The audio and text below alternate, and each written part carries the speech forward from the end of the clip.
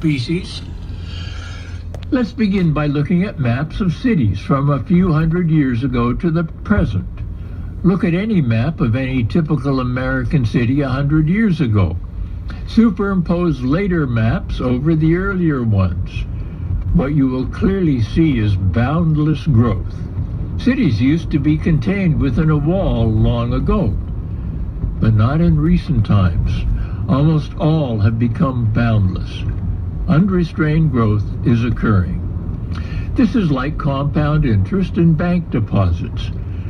I recall the physicist Alfred Bartlett describing this process by asking what happens if one puts one cell in a jar and it reproduces every minute to become 2, and then in the next minute become 4, and so on. The size of the jar is such that it will be full in an hour after the first cell divides. Search the web for Al Bartlett, B-A-R-T-L-E-T-T, and the brief video, Bacteria in Bottles, describing the impossibility of exponential growth on a finite planet. After 59 minutes, the bottle is half full, and it might seem that there's still much room. But in the next minute, it fills up. With our species now numbering close to 8 billion, how much longer will it take for the bottle to fill up? Not long. Unrestrained growth, the characteristic of cancer, is happening.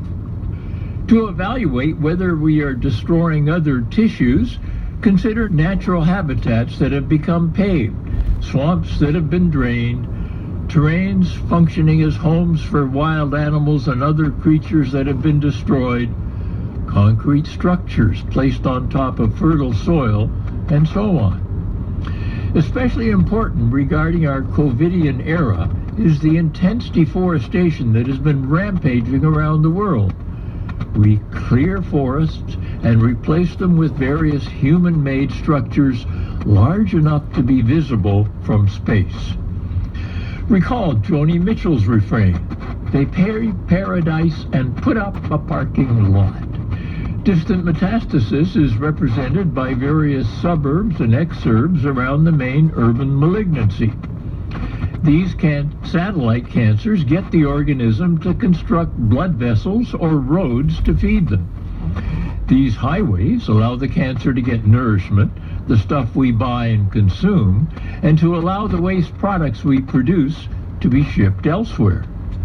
Consumer waste is a small fraction of overall corporate waste. Remember the bottle when it was around half full. No worries. And so we build bigger highways leading to turnpikes and interstates to nourish the human species cancer. We are clearly producing vast numbers of toxic metabolites. In particular, the microplastics found almost everywhere on the planet. These pernicious small plastic particles, whose diameter can be as small as 5% of that of a human hair, shorten the lives of all living creatures, including us.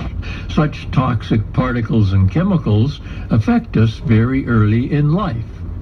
When a baby is born today and the blood from its umbilical cord is sampled, there are over 300 chemicals present that weren't there 30 years ago. We don't know exactly what they're doing, but it is likely not good for us.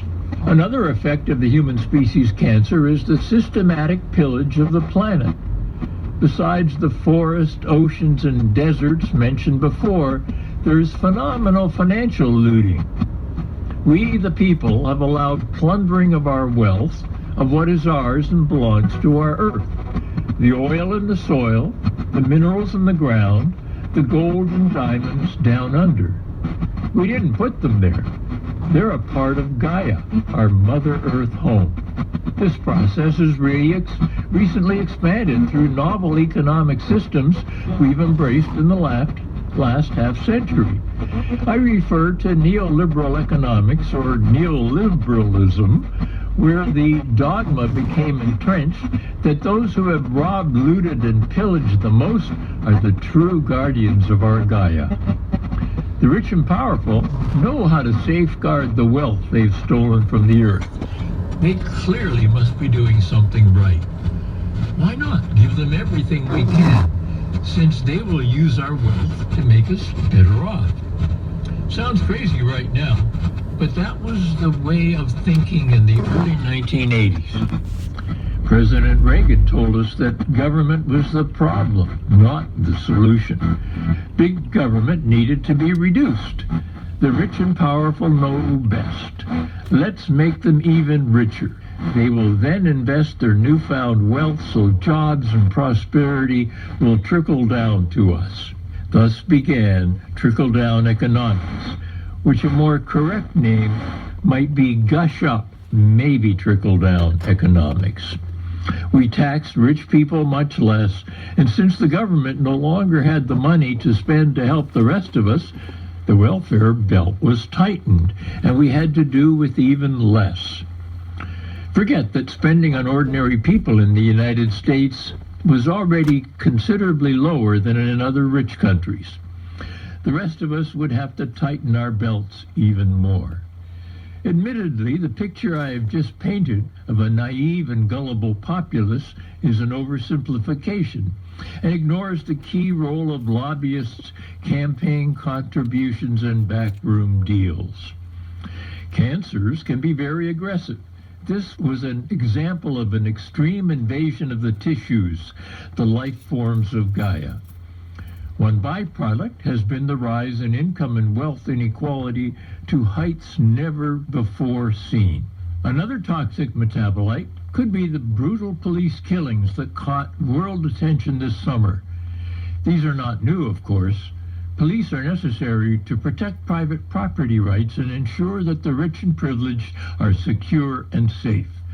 As human societies have become polarized into the have-too-muches and the have-less and less, law enforcement has become the go-to response for almost any problem. Police are taught to use lethal force if they consider it necessary. Killology is studied. Consider police are cancer's killer cells, similar to cytotoxic lymphocytes in your blood. Since social spending has been drastically cut, folks who have mental illness sometimes get agitated, so family members or others call the police rather than mental health experts in treating such psychological problems. There's almost no problem in American society that has not led to a police call and response. Publicly funded policing in the U.S. began in Boston in 1838, as urbanization and population growth, our cancer, fostered a full-time police force paid through taxation. They protected the Boston Brahmins. Elsewhere, their duties included capturing and returning runaway slaves. The current cry, defund the police, is a consequence of how much money has been directed toward such law and order services rather than taking care of people's real needs. Police expenditures per capita in the U.S. are among the highest of any country, 4 times more than in many rich countries. Our malignancy has replaced caring and compassion for the marginalized in society by brutality and punishment. Few rich people have encounters with the police. Police look at people of color as criminals. Critics consider the war on drugs to be a pretext for a war on them. Another characteristic of our very invasive cancers is central necrosis. The core of the cancer dies. When this happens, death is likely on the horizon. Consider the decay of inner cities such as Detroit, Boston, and Philadelphia. The impacts of this cancer are vast. We are destroying the planet. Many other species are becoming extinct, and the rate of extinctions is exponential, meaning that the speed of population decline is increasing. Are you with me? The human species is a cancer on Gaia, our living planet. This is not a metaphor. We are the real thing. In this talk, I shall be equally concerned with both of the terrible scourges threatening our species, COVID-19 and the human cancer on the planet. These days, everyone's mind is on COVID-19, but in the long term, the human cancer is the more serious of the two. The two are closely related. As I've mentioned, the disease COVID-19 is caused by the novel coronavirus SARS-CoV-2. Given the facts, alternative facts, and misinformation out there, I'm reminded of a pithy comment by E.O. Wilson, the famous insect scientist at Harvard, who said, quote, "We are drowning in information, but lacking in wisdom," end of quote. The human cancer's destruction of our natural habitat is a primary cause of COVID-19. There is a huge demand for crops and forest products. Swidden, or slash-and-burn agriculture, has been with us for millennia, ever since we learned that setting fire to a small area of land would make the next crops grow better there. I observed this in Nepal. Small controlled burns resulted in more food being harvested. This was like a carcinoma in situ, namely a small growth that never really causes problems, such as the condition in a breast's milk ducts that most experts feel should be left alone, as it will never become malignant. One can treat it aggressively or not, and the outcomes are mostly the same. But if a cancer is very aggressive, we need to act appropriately. Globally, the destruction of forests and the emptying of aquatic life from oceans, increasing desertification, the decline in numbers of pretty well every animal species, as well as those of wild plants, are all evidence that the human species cancer is very aggressive. With the massive deforestation taking place today, our cancer-destroying neighborhood tissues, those of us who live at the edges of these shrinking forests come into increasing contact with the non-human animals whose habitat we have destroyed.